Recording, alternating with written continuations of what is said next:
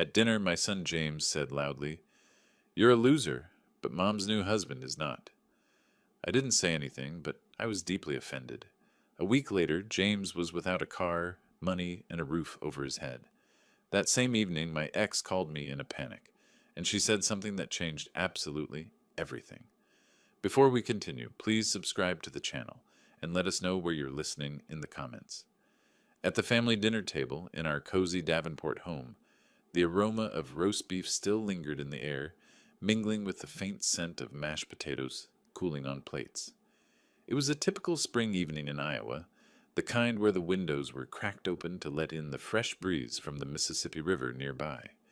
James, my 30-year-old son, sat across from me, his fork stabbing at the remnants of his meal with more force than necessary. Adeline, my 28-year-old daughter, was to my right, her warm smile trying to keep the peace as always. We'd been chatting about nothing in particular: work, the weather, the budding lilacs in the backyard, when James suddenly slammed his utensil down, the clatter echoing like a gunshot in the quiet room. "You're a loser, Dad," he said loudly, his voice slicing through the air like a knife. "But Mom's new husband? Dylan's not. He's got it all figured out. Big business deals, fancy cars, the works. I think I'll start calling him Father from now on." The words hung there, heavy and sharp. I felt a jolt in my chest, like someone had punched the air out of me.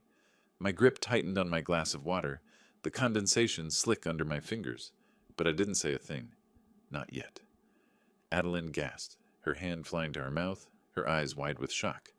The family photo on the wall behind James caught my eye, a faded snapshot from 10 years ago. All of us smiling at a backyard barbecue, back before the divorce shattered everything. How could he say that, after everything I'd done? "James, that's not fair," Adeline shot back, her voice steady but edged with hurt. She leaned forward, her chair creaking slightly. "Dad's been there for us our whole lives. He's the one who built this family, not some outsider. You're being cruel." James snorted, pushing his plate away so hard it nearly slid off the table. "Cruel? Come on, sis. Look at him. Still slaving away in construction at 62, scraping by. Dylan's a real success story. He knows how to win. Dad, he's just average." He stood up abruptly, his chair scraping against the hardwood floor, the sound grating on my nerves. I sat there, stunned into silence, my mind flashing back to a moment from years ago. It was right after the divorce, when Anne left me for what she called a better life. James was 20 then, fresh out of college and floundering. I'd handed him the keys to a brand new Honda Civic. Nothing flashy but reliable, something to get him started. "This is for you, son," I'd said, proud as could be, but he'd wrinkled his nose and muttered, "Thanks, I guess. But Dylan's got a Mercedes." That sting had faded over time, buried under the daily grind of supporting him, paying his rent, covering his bills while he chased one half-baked scheme after another. And now this? "James, sit down," I finally managed, my voice low and even, though my jaw clenched tight enough to ache. "We're family. We don't talk like that." He laughed, a bitter bark that didn't reach his eyes. "Family? Yeah, right. You've been holding me back, Dad. Dylan's the one who gets it. He's offering real advice, real opportunities. You're just obsolete." With that, he grabbed his jacket from the back of the chair and stormed toward the door, his footsteps heavy on the floorboards. Adeline reached across the table, squeezing my hand. "Don't listen to him, Dad. He's wrong. You're the best father we could have. He's just, I don't know, jealous or something." Her words were a balm, but the wound was fresh. She stood too, giving me a quick hug, her arms warm and reassuring. "I'll talk to him later. Love you." Then she followed him out, the front door clicking shut behind her, leaving the house in eerie silence. I stayed seated, staring at the messy table, the half-eaten plates, the crumpled napkins, the roast now congealing in its juices. My mind raced, piecing together the betrayal. How had it come to this? James living rent-free in the house I'd bought for him, driving the car I'd maintained, all while cozying up to Dylan, that slick 55-year-old businessman who'd swooped in after the divorce. Dylan, with his tailored suits and smug grin, always whispering in Anne's ear about how he'd elevate the family. But me? I'd been the one pouring concrete on the Iowa heat, building not just houses, but a future for my kids. The photo on the wall mocked me now, a reminder of happier times. The clock ticked softly in the kitchen, each second amplifying the emptiness. I didn't move to clear the dishes, didn't even stand. Instead, I let the anger simmer, turning it over in my mind like a stone, feeling it sharpen into something resolute. I thought of every late-night shift, every skipped vacation to cover his bills, every time he'd thrown Dylan's name in my face. Enough was enough. If James wanted to call me a loser, he'd learn what life without my support looked like. It was time to draw the line. The night air in the backyard was crisp, carrying the faint scent of blooming lilacs from the neighbor's fence. I left the table as it was, the lights still on in the dining room casting a warm glow through the sliding glass door. Grabbing a beer from the fridge, the cold bottle sweating in my hand, I stepped outside, the wooden deck creaking under my weight. The stars were out in full force above Davenport, twinkling like scattered diamonds against the velvet sky. I popped the cap with a satisfying fizz, the foam bubbling over slightly, and took a long sip, letting the bitterness match the one building inside me. Pacing the yard, the grass damp from an earlier spring shower, I couldn't shake James's words. They echoed in my head, each repetition fueling a fire I'd long kept banked. Sitting on the old patio chair, the one I'd built myself years ago, its paint chipped from seasons of use, I stared up at those stars, my mind drifting back. It was like they were pulling memories out of me one by one. I remembered the day I bought James that house, 5 years after the divorce. He was 25, bouncing from job to job, always with excuses. "Dad, I need stability to get on my feet," he'd said over the phone, his voice pleading. So I did what any father would, dipped into my savings, put down the payment on a modest 2-bedroom in a quiet suburb not far from here. The mortgage was in my name, of course. His credit was shot. "This is your chance, son," I told him as we stood in the empty living room, the fresh paint smell strong in the air. He'd grinned, slapped me on the back, but within months, the payments started coming from my account. Alone.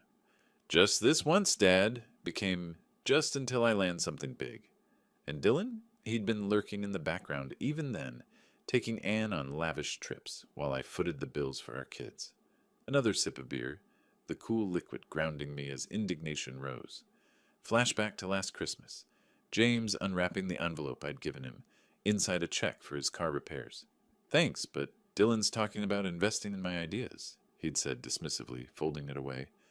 Dylan's ideas. Always Dylan's. That man had charmed his way into my ex-family's graces, positioning himself as the hero while I was the foundation they stood on. But tonight, under these stars, something crystallized. I wasn't going to let this slide. Fairness had been my guiding star all these years, working overtime in the construction yards, the dust caking my boots, all to give them what I never had. James's greed, his disdain for my generosity. It was time he learned what life without it felt like. I crushed the empty can in my hand, the metal crumpling with a sharp crinkle, and set it on the railing. The first light of dawn was hinting at the eastern horizon, turning the sky from black to a soft gray. My eyes hardened as I watched it creep in, purpose settling over me like the morning dew. As the first rays of sunlight pierced the horizon, I rose early, my body fueled by the resolve that had solidified overnight. The backyard stars had faded, but their clarity lingered in my mind like a map guiding my next moves. I skipped breakfast, grabbing only my keys from the hook by the door, the metal cool against my palm. Sliding into my old pickup truck, the engine hummed to life with a familiar rumble. Cutting through the quiet Davenport morning, dew clung to the windshields of parked cars along the suburban streets as I drove toward James's neighborhood, the one I'd chosen for its safety and proximity years ago. The air was fresh, laced with the scent of wet grass, but my focus was sharp, no second thoughts, just action. Pulling up to the curb outside his house, I noted the Honda Civic gleaming in the driveway, its hood still shiny from the last wash I'd paid for. The house itself looked lived in but unkempt, curtains drawn against the morning light. I stepped out, my boots crunching on the gravel path, and knocked firmly on the door. 3 solid raps that echoed my determination. Inside, I heard shuffling, then the lock turning. James opened the door, his hair tousled, eyes bleary from what must have been a late night. He was in rumpled pajamas, a far cry from the confident man who'd hurled insults at dinner. "Dad, what are you doing here so early?" he mumbled, rubbing his face, surprise mixing with irritation in his voice.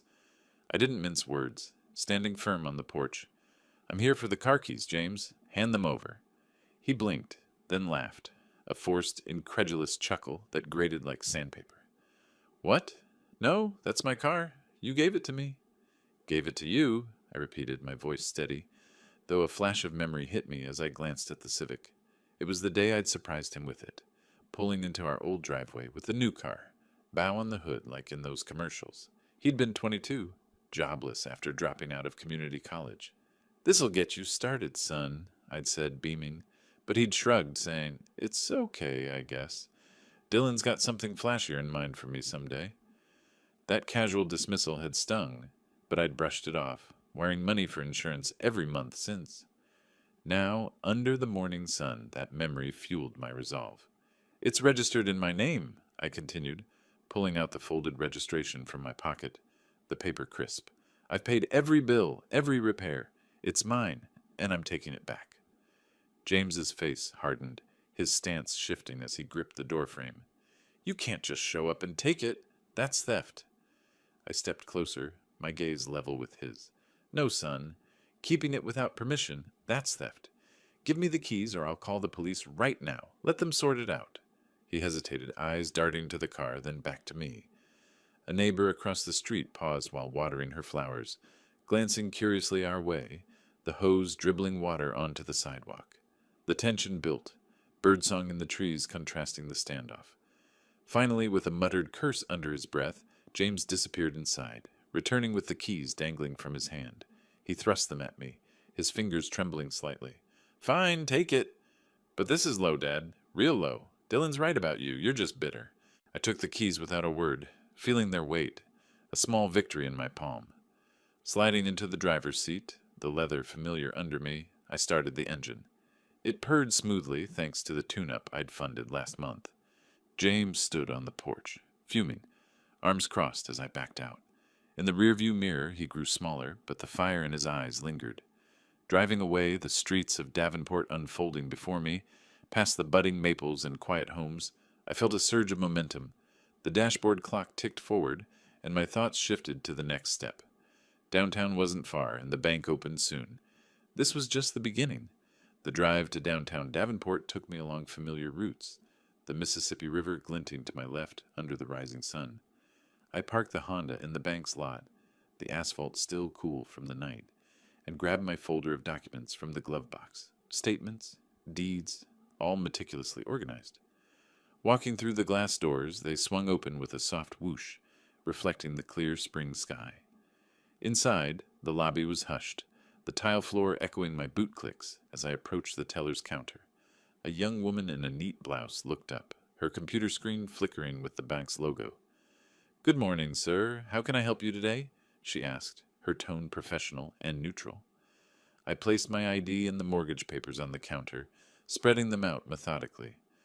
"I need to cancel the automatic payments on this account. It's for a property I own, but the residence arrangement has changed." She nodded, typing into her keyboard, the clicks rhythmic. As she reviewed the details, my mind wandered briefly to the day I'd signed those papers. James had been there, lounging in the real estate office, flipping through his phone while I initialed page after page. "Thanks, Dad. This place is perfect," he'd said offhandedly, not even looking up. I'd covered the down payment from my overtime savings, the construction dust still in my pores from long days on site. Anne had been gone by then, off with Dylan, but I'd wanted to give James a stable base. Now, as the teller asked for confirmation, that memory underscored the necessity of this step.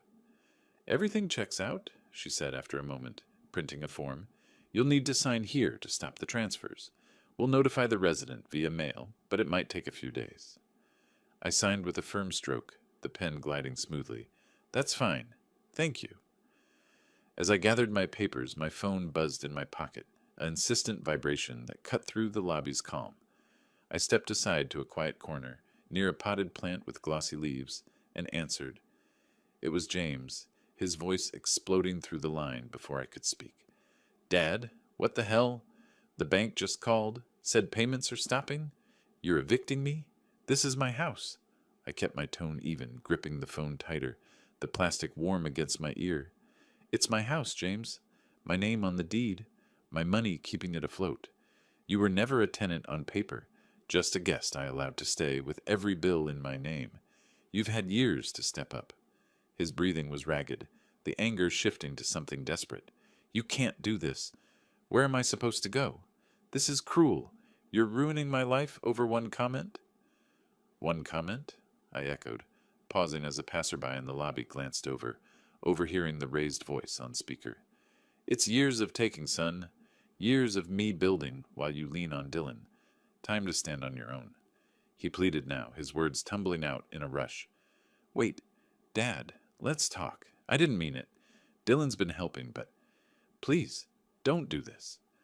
I hung up, the click final, but his desperation echoed in my mind. Sliding the phone back into my pocket, I felt a text alert vibrate, likely from him again, or maybe someone else he'd roped in.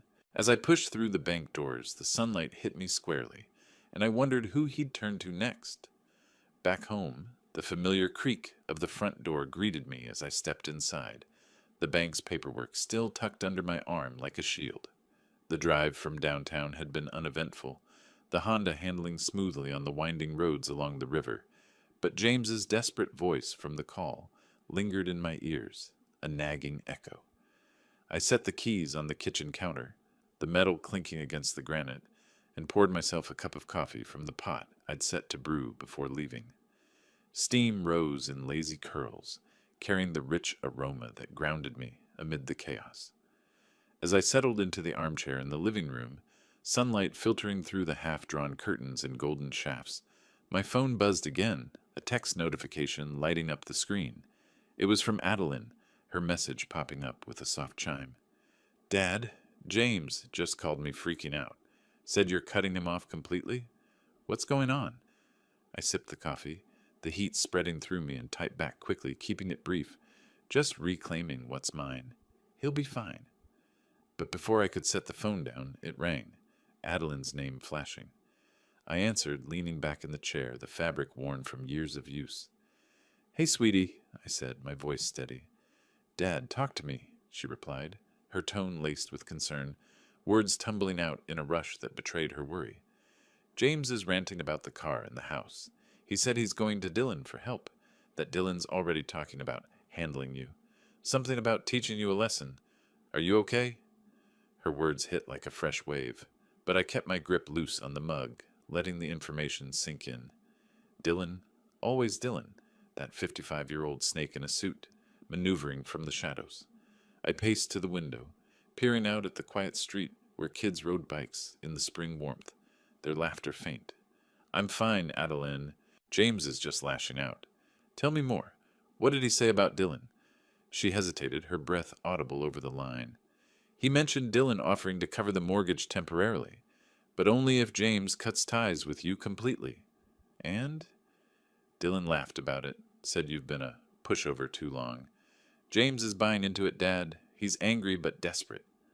I nodded to myself, the pieces clicking. Of course, James would run to him, the man who'd slithered into our lives right after the divorce. My mind flashed back as I stared at a faded photo on the mantel, one of all four of us at a 4th of July picnic before everything fractured. It was a year after Anne left. Dylan had shown up at James's birthday dinner, uninvited, with expensive gifts, a watch that outshone the toolkit I'd given. Your dad's great at building houses, Dylan had said with a wink, but I'm here to build futures. James had beamed while I'd swallowed the insult, wearing extra money the next month for his tuition. That pattern, my sweat equity dismissed, Dylan's flash embraced, had repeated. Emails in my inbox showing transfers I'd made, ignored thank yous stacking up. Adeline, thanks for the heads up, I said, my voice firming. Dylan's playing games, but I'm not backing down. This is about fairness. I know, Dad. Just be careful. James sounded serious. We chatted a bit more, her support a quiet anchor before hanging up. I scrolled through old texts from James, timestamps revealing months of requests for cash, No mentions of gratitude.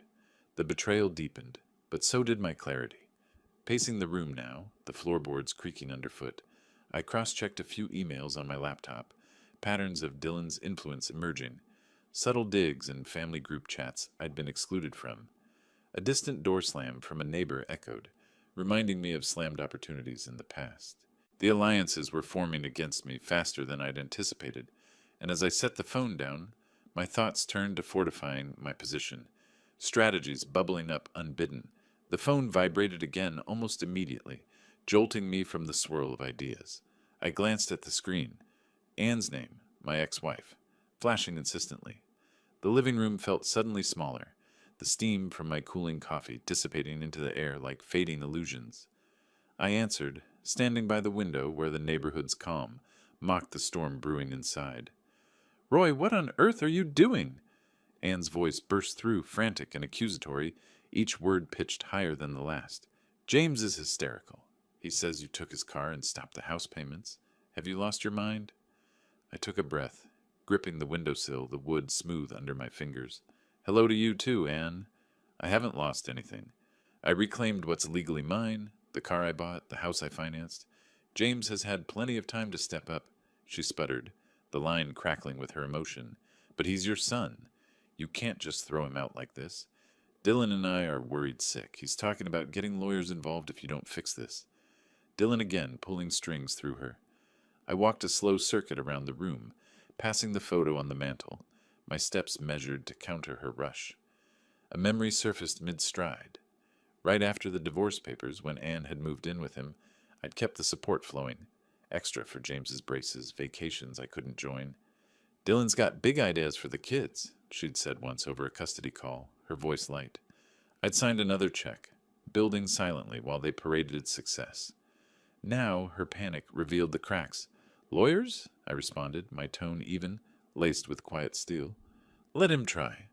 Everything's in my name, Anne. This isn't about cruelty, it's about respect. I've built everything James stands on." And she paused, then shifted, her words softening to a plea. "Roy, please, for old time's sake. James needs stability. Dylan says you're being unreasonable. He's willing to help, but only if you back off." I stopped pacing, jaw tightening as the daylight waned slightly behind gathering clouds. "Dylan's help always comes with control. Tell them both I'm done being the silent provider. James learns now, or he keeps leaning forever." Her voice cracked, desperation creeping in. "You don't get it. He's threatening to cut you out completely. We're family, Roy. Fix this before it's too late." The call ended with her hanging up first, the silence ringing louder than her words.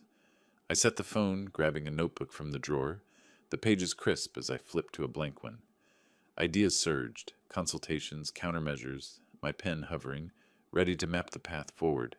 With the notebook still open on the passenger seat, its pages filled with scribbled notes from the frantic call with Anne, I fired up the truck's engine, the familiar growl cutting through the quiet afternoon in Davenport. The spring sun hung low, casting long shadows across the dashboard as I pulled out of the driveway, flipping through my phone's contact list at a red light downtown. And my thumb paused on the lawyer's number, an old acquaintance from construction deals gone south years ago. No time for hesitation.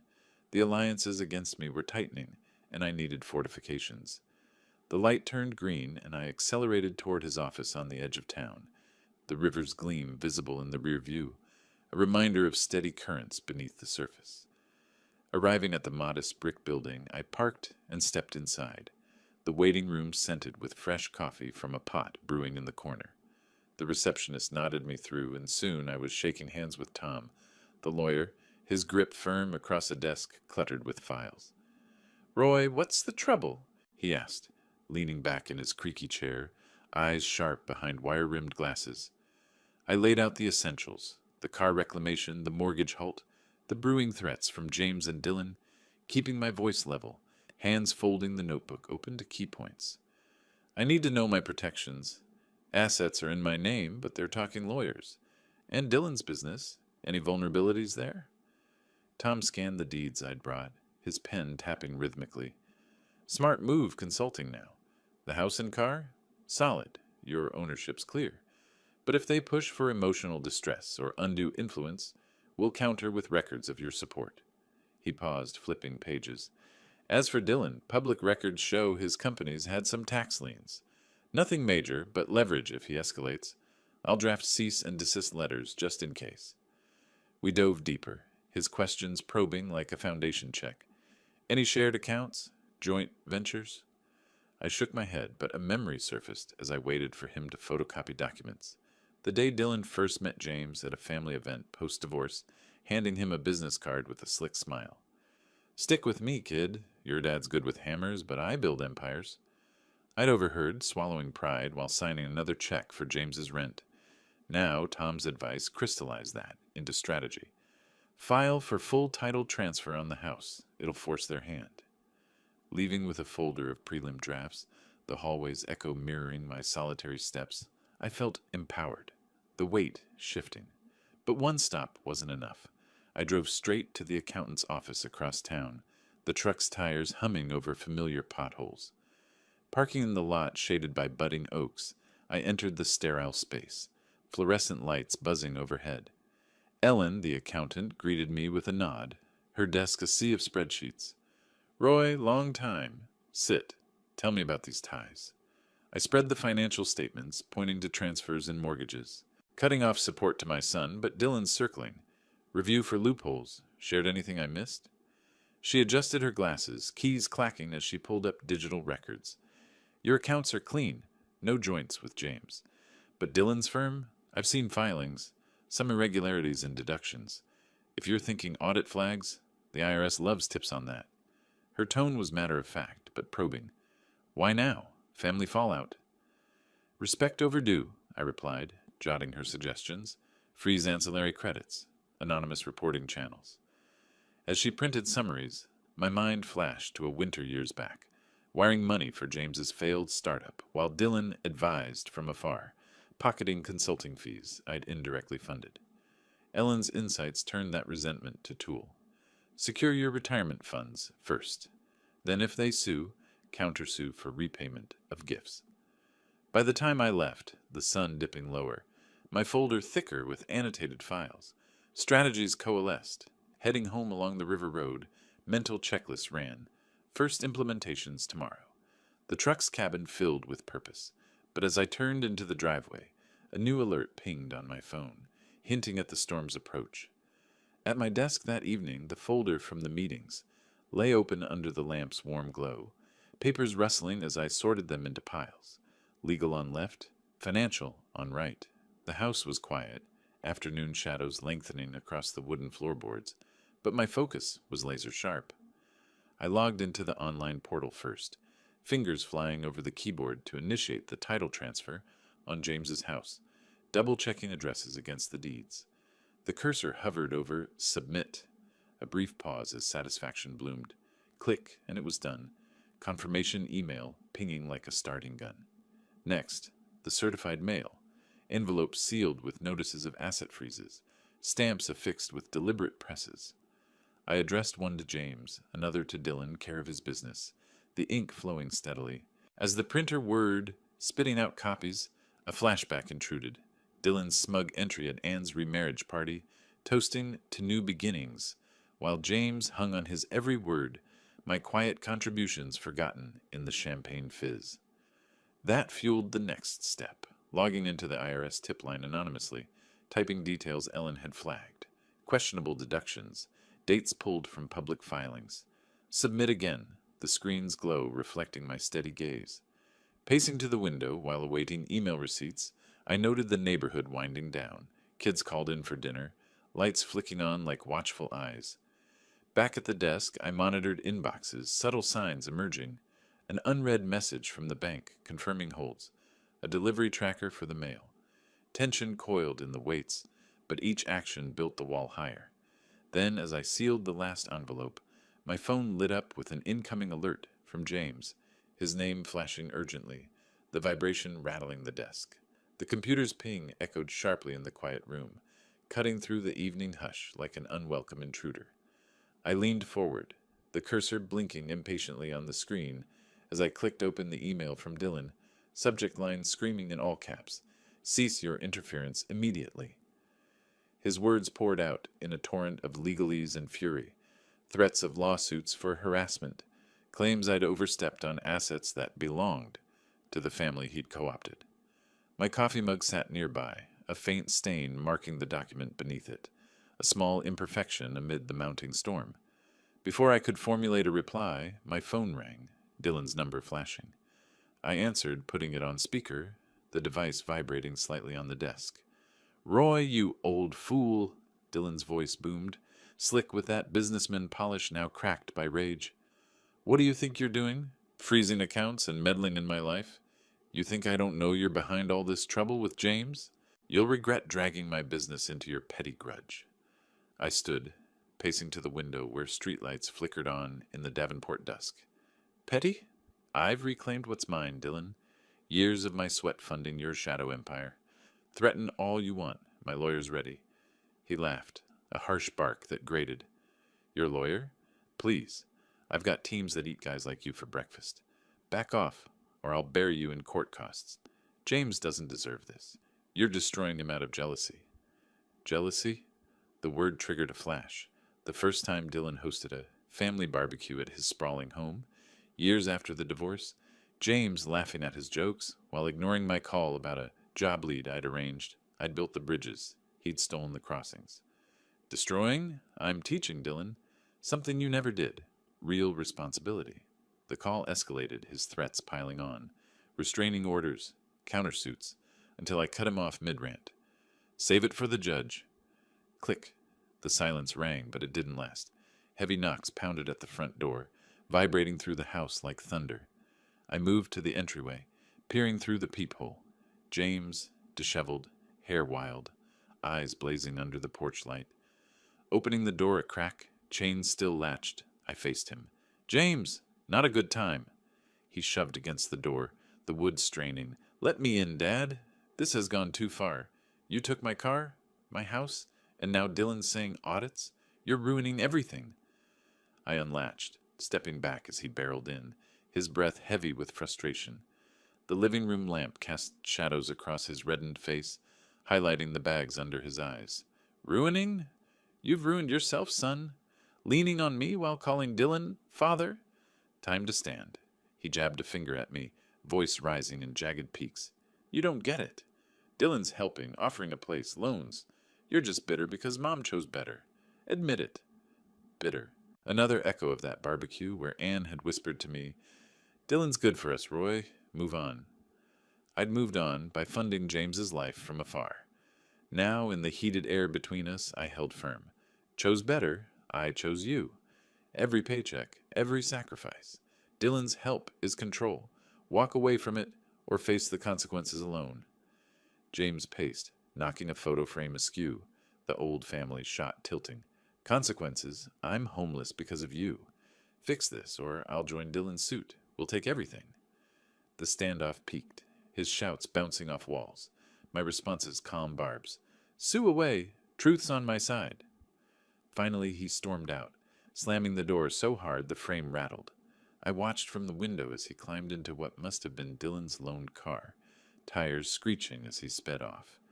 The night settled, but the air hummed with unfinished business, repercussions brewing just beyond sight. As the taillights faded into the dark, a delivery van rumbled up the next morning, its engine idling while the driver hopped out with a stack of mail. I stepped onto the porch, the spring sun warming the crisp envelopes he handed over, official seals glinting like badges of progress. Back inside, I slit one open at the kitchen table, foreclosure notices spilling out, James's house entering proceedings, eviction timeline stark in black ink. Driving by the property later that day, the Honda's engine purring steadily, I slowed near the curb. Moving trucks idled in the driveway, workers hauling boxes under a cloudy sky, James directing them with slumped shoulders. The once neat lawn showed signs of neglect, weeds pushing through cracks, like the cracks in his facade. I didn't stop, just observed from afar, a quiet satisfaction settling as the reality hit him. My phone buzzed mid-drive. James again. I pulled over near the riverbank, water lapping softly against the shore, and answered. "Dad, please." His voice cracked, a far cry from last night's fury, laced with raw desperation. The eviction notice came. I'm packing everything. Nowhere to go. Dylan's place is temporary, but help me out, just this once. I gripped the steering wheel, the leather worn under my fingers. A memory surfaced. James as a boy, maybe 10, clutching my hand after a storm knocked out power, depending on me to fix the world. I'd wired the generator, built the safety net. Now that boy was buried under years of entitlement. This once? It's been a lifetime of onces, son. Learn from this. Build your own, he bargained, words spilling in a frantic stream. I'll apologize. Cut Dylan out. Anything. Don't let me end up on the street. The plea tugged, but I held the line. Apologies don't rebuild respect. Stand up, James. Call when you're ready to. I hung up, the river's flow mirroring the inevitable pull of consequences. Consulting my lawyer via a quick text update, he confirmed. Proceedings advancing, James's attempts to stall failing. Later, filing away the notices in my desk drawer, the papers whispering as they settled, my thoughts expanded to Dylan's exposed flanks, his business audits looming, whispers of irregularities surfacing. The net was tightening, phases unfolding beyond James. With the papers from James's eviction neatly filed, their edges still sharp like unresolved edges in my mind, I grabbed my folder and headed to a quiet cafe downtown in Davenport. The spring air carried a hint of rain as I parked, the truck's door clicking shut behind me.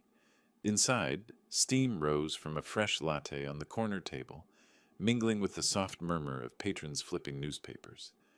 I sipped slowly, the warmth grounding me as I dialed my lawyer, Tom. The phone pressed to my ear amid the clink of cups. Roy, updates? Tom's voice came through, crisp and ready. I've got the reports Ellen flagged, Dylan's tax discrepancies, those shady deductions from last year's filings, I said, flipping open the folder, pages rustling softly. Time to activate. Anonymous tip to the IRS or through channels. He paused, papers shuffling on his end. Both. I'll handle the formal complaint through my contacts. Compliance issues like these can trigger audits fast. Send me the packet. We'll mail it certified today. I nodded to myself, jotting notes on a napkin, the pen gliding steadily. As I scanned the incriminating summaries, some overstated expenses, questionable offshore links, a memory surfaced.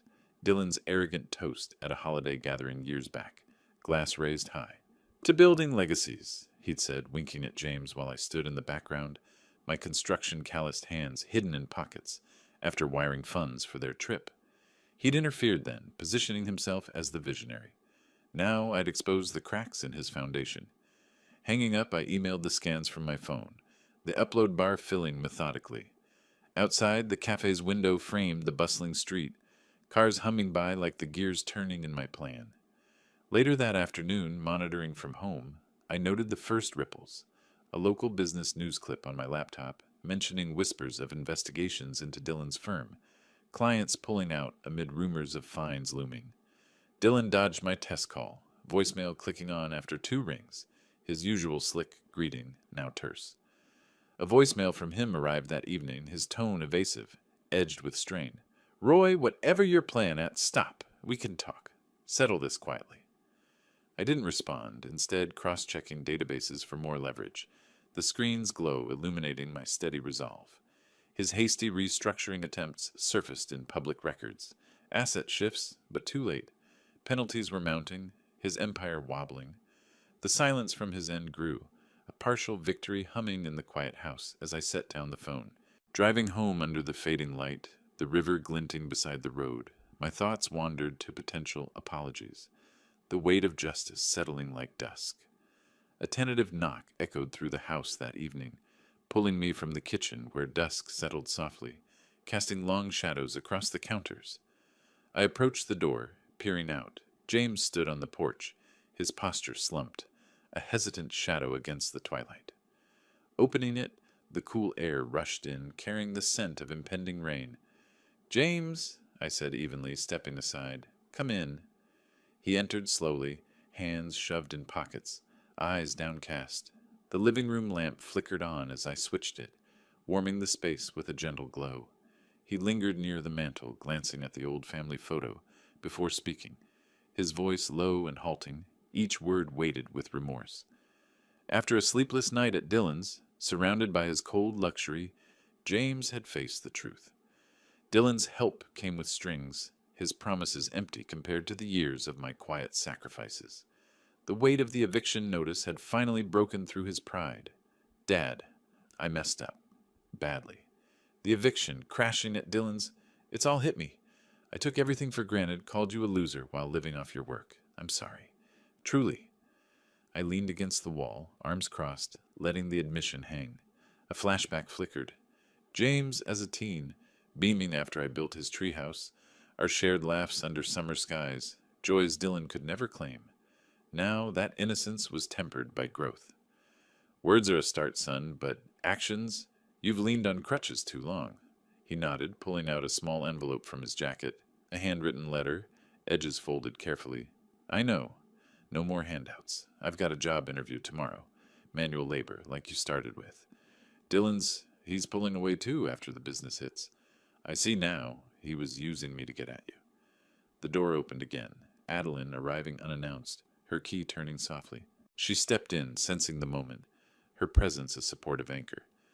Dad, James texted me. Everything okay?